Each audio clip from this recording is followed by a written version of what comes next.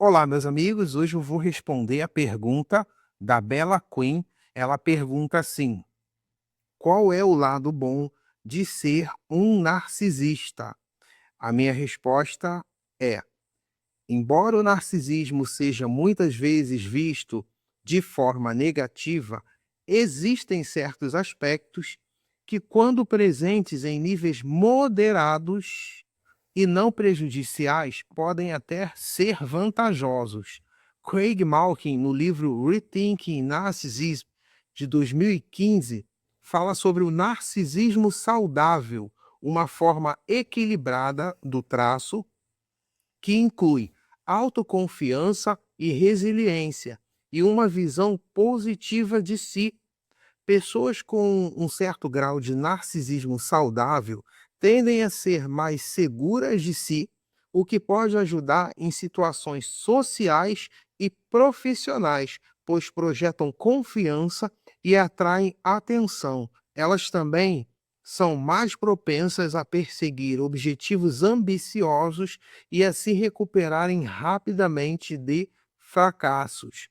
Outro autor que explora o lado positivo do narcisismo é Joseph Burgo, em The Narcissism You Know, de 2015. Ele argumenta que traços narcisistas podem estar associados à criatividade e liderança. Muitos líderes e inovadores têm traços de narcisismo, que os ajudam a ousar, a acreditar em si mesmos e assumir riscos que outras pessoas talvez evitassem.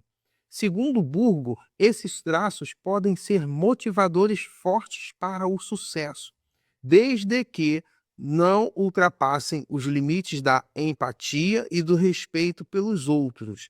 Esses exemplos mostram que, em doses moderadas, o narcisismo pode ser benéfico e contribuir para o sucesso pessoal e profissional. E aí, aqui eu quero já começar a fazer aqui um raciocínio clínico, psicológico, fazendo uma distinção. Eu tenho explicado e eu já tenho vídeos aqui onde eu falo sobre essa distinção que uma coisa é TPN, que significa transtorno de personalidade narcisista, e outra coisa muito diferente é traço de personalidade narcisista.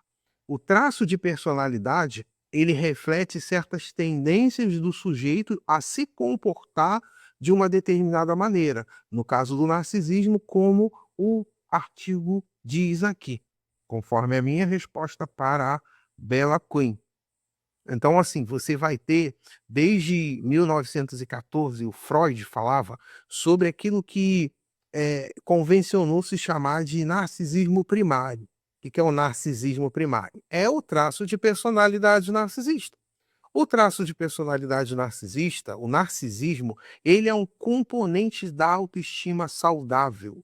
Por isso que ele não faz mal, desde que seja apenas um traço de personalidade. Agora, no transtorno, aí começa a fazer mal.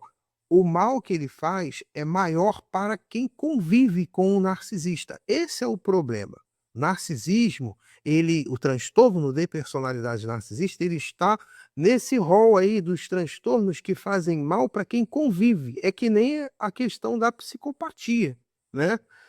Não vai fazer mal direto para o sujeito que tem aquele transtorno, embora vai ser uma pessoa que não vai ter êxito em relações, né? Não vai ter relacionamentos aí legítimos, vai ter muitas perturbações nessas relações aí. E aí, claro que é um tema para um outro vídeo. Agora, o narcisista, ele vai ter uma certa dose de sofrimento. Por mais que pareça que não, ele vai sofrer sim. Se não fosse assim, não seria, isso não seria chamado de transtorno. O narcisista, ele tem um vazio interior muito grande.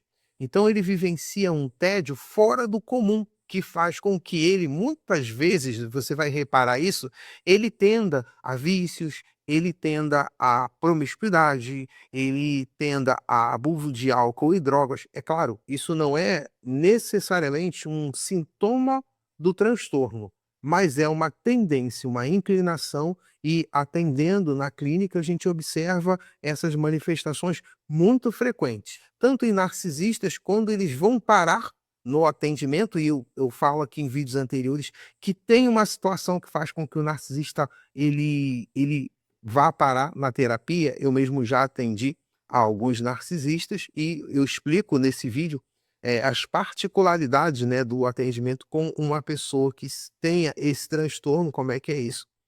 E também a as vítimas, né. As vítimas vão relatar frequentemente essa questão, né, e muitas até perguntam: "Ah, será que é normal essa questão de promiscuidade?". Algumas diferenças nas questões da sexualidade, da esfera da sexualidade do narcisista patológico, né. Mas o importante é distinguir, né, que traço e transtorno são diferentes, e a principal diferença que esclarece de forma simples, fácil e rápido, é que no transtorno, ou melhor, o transtorno ele vai gerar sintoma, o traço não vai gerar sintoma.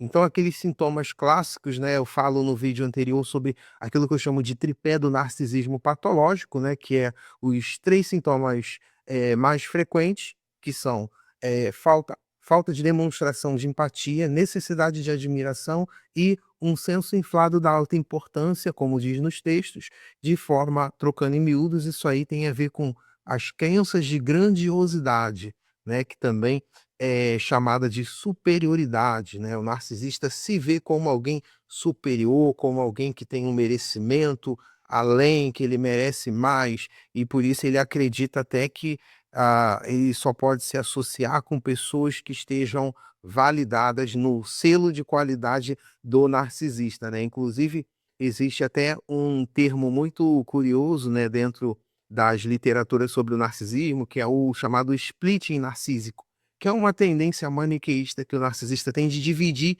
as pessoas em boas e más, conforme aquilo que elas acrescentam ou não para ele. Então, quem apoia ele e acrescenta na visão dele alguma coisa para ele, ele vai, pedestalizar essa pessoa e pode até iniciar uma idealização, seja para um relacionamento amoroso ou seja no contexto da amizade ou de outras configurações de relacionamento social, né, família, em ocasiões de trabalho, situações, né, de trabalho, em qualquer outra situação de relacionamento que você, quiser pensar. Basicamente é isso, deixa seu comentário, já curte aí o canal, já se inscreve e vamos juntos vencendo o narcisismo.